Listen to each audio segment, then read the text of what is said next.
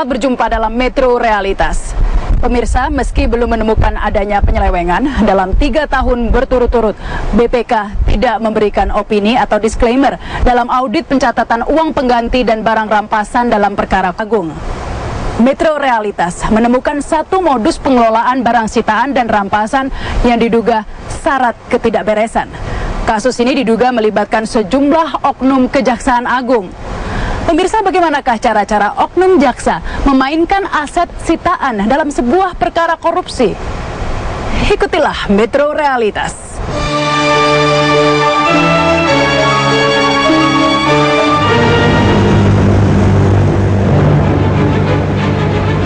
Hasil audit kembali mengemuka dari Gedung Badan Pemeriksa Keuangan awal September lalu.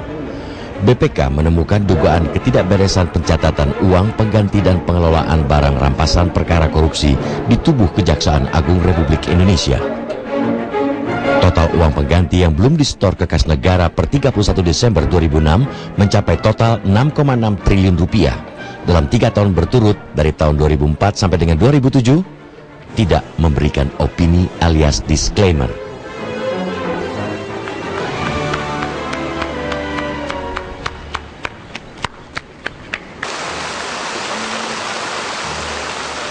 Kejaksaan Agung tidak tinggal diam.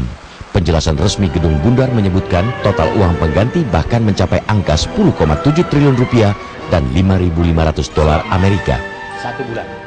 Jumlah uang pengganti perkara korupsi memang sangat fantastis. Untuk wilayah Kejaksaan Tinggi DKI Jakarta saja, uang pengganti berkisar triliunan rupiah.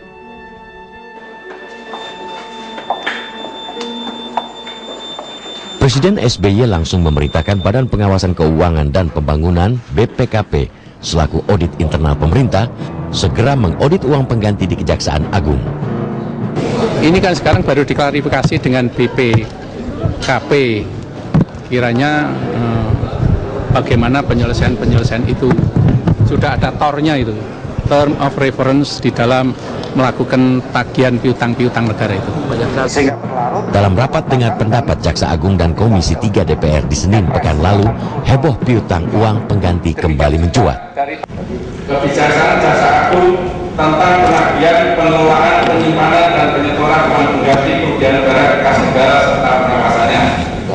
Pada tanggal 20 September 2007, Kejaksaan dan BPKP telah membentuk tim gabungan baik di pusat maupun di daerah untuk melakukan verifikasi dan penyempurnaan sistem pembinaan administrasi atas uang pengganti yang ditindaklanjuti dengan surat edaran bersama nomor 439 dan nomor P49 tanggal 20 September 2007 mengenai verifikasi bersama dan penyempurnaan sistem pembinaan administrasi uang pengganti antara Kejaksaan dan BPKP telah disepakati untuk membuat suatu term of reference mengenai verifikasi ini.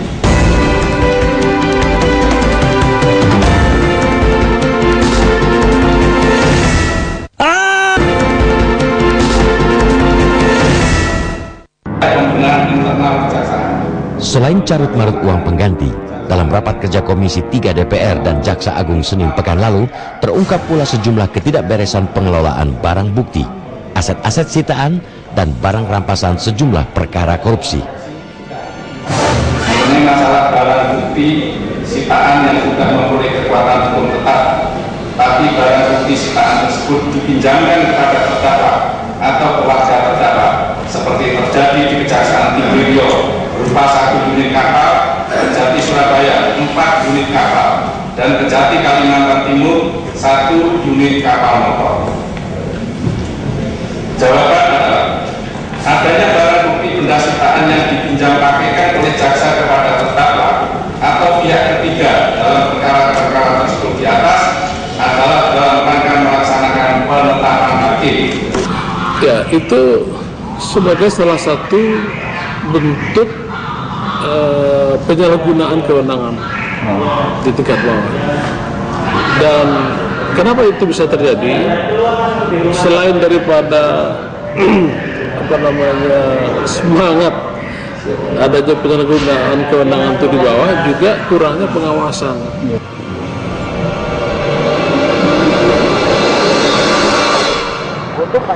Modus pengelolaan aset sitaan dan barang rampasan perkara korupsi di tubuh Kejaksaan Agung terendus metro realitas dari seseorang di dalam penjara Salemba.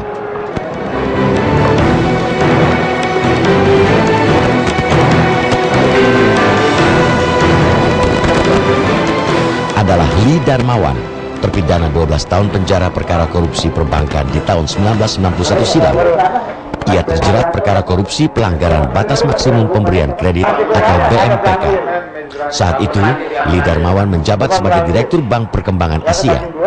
Lee terbukti mengucurkan kredit kepada PT Madonna Sewing Machine, kelompok usahanya sendiri, hingga 85 miliar rupiah.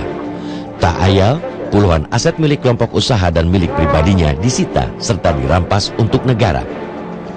Geger sengketa aset sitaan dan barang rampasan perkara Lee Darmawan terus terjadi sejak 1993 hingga sekarang. Sampai-sampai 21 Desember 2006 lalu, ia kembali dijebloskan ke dalam penjara. Tujuannya apa sih itu? Saya tanya sama saya sih bingung Pak. Waktu itu saya juga pertama kali, saya udah saudara Haji Anda bilang hati-hati saya mau ditangkap.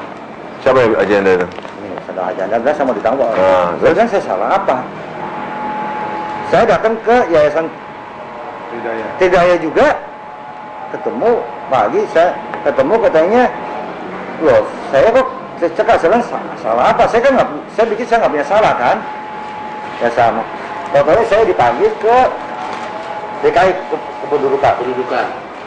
Saya datang di plaza. Pertama kali saya di plaza dulu soalnya wakil negara, laporan wakil negara saya. Saya dipanggil ke Kanwil. Saya datang saya kasih, oh ya udah beres, mau apa lagi? Terus itu salah satu petugas saya imigrasi, tunggu dulu, ada polisi mau datang, ya saya tungguin aja. Kok polisi nggak datang kan? Udah pulang katanya. Hari keduanya saya ke pendudukan, saya ditangkap sama, habis pendudukan saya ditangkap sama kejaksaan langsung dibawa. Loh, saya kan salah apa? Kok soal panggilan nggak ada, berkali-kali nggak ada soal panggilan segala macam. Terus saya nuduh saya menjual tanah. Karena katanya disita oleh jaksa pengadilan, saya dinuduh saya jual. Saya bilang Pak, saya diam tahanan batas itu 94. 93-94 saya ditahan di Cipinang, mana saya bisa jual, caranya bagaimana Pak? Apa saya bisa bin Sarabin sampai keluar dari EP? Terus? Kan nggak mungkin kan saya bilang.